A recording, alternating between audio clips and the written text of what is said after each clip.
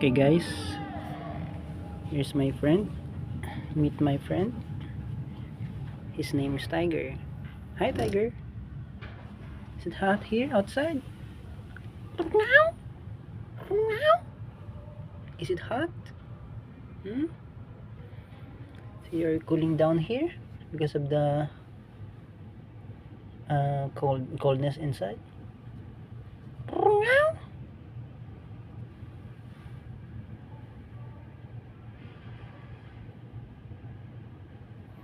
Hmm.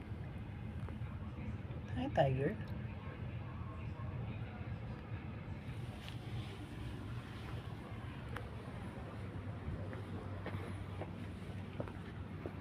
Yan, dyan lang siya lagi nakatambay.